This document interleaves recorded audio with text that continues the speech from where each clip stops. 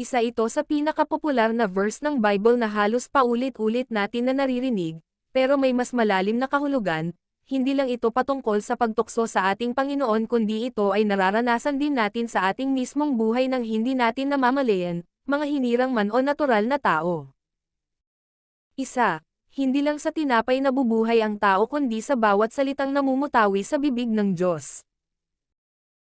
Hindi lang tayo nabubuhay ng dahil sa mga pagkain na para sa ating pisikal na katawan kundi maging sa mga pagsasapuso at paggawa ng kalooban ng Ama bilang pagkain ng ating espiritual na katawan. Sapagkat ano ang pakinabang ng buhay ng ating pisikal na katawan kung patay naman ang ating espiritu? Dumadating ang oras na tayo ay makakaranas ng magutom at magipit, at may mga tao na gumagawa ng masama, ngunit pakaisipin natin na mas mahalaga na tayo ay magtiis kesa makagawa ng pagkakasala. 2. Huwag mong subukan ang Panginoon mong Diyos. Dumadating sa ating buhay na nagkakaroon tayo ng mga pagsubok. At may mga tao na hinahanap ang presensya ng Diyos sa maling paraan sa pamamagitan ng paghamon na wakasan ang mga nararanasan na paghihirap upang mapatunayan ang presensya ng Diyos sa kanilang buhay. Hayaan natin na ang lahat ay mangyari ng may pananampalataya maging matatag tayo at hayaan na mangyari ang kalooban ng Ama sa lahat ng bagay at panahon anuman ang ating kaharipan sa buhay. 3. Ang iyong Diyos at Panginoon ang sambahin mo siya lamang ang iyong paglangkuran.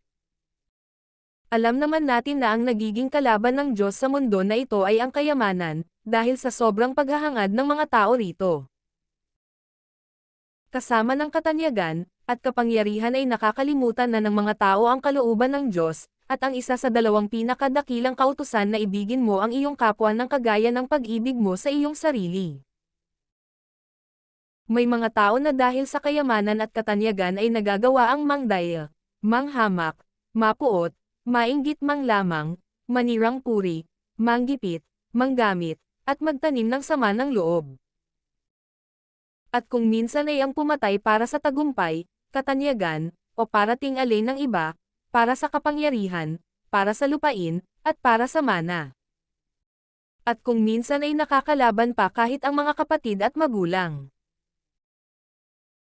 Mga simpleng tukso na nararanasan ng mga tao sa dyablo nang hindi namamalayan na mas sinasamba na nila ang kayamanan higit sa Diyos, sa pamamagitan ng paggawa ng kasamaan o paggawa ng kagustuhan ng dyablo kaya't ang kanilang kayamanan ay nagbabunga ng mas higit pang kasalanan.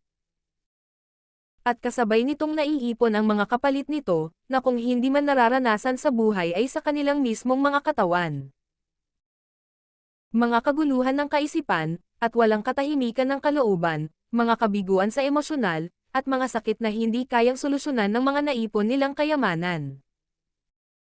Ang pinakabuod ng mga nasusulat ay mas higit nating pahalagahan ang makagawa at makasunod sa kalooban ng Diyos, higit pa sa lahat ng mga pisikal na bagay sa ating mundo.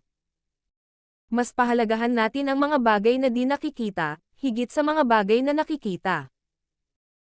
Mas pahalagahan ang pag-ibig, at panatilihin ito sa ating puso kesa sa paghahangad ng mga kayamanan at katanyagan dahil ito ay may hangganan.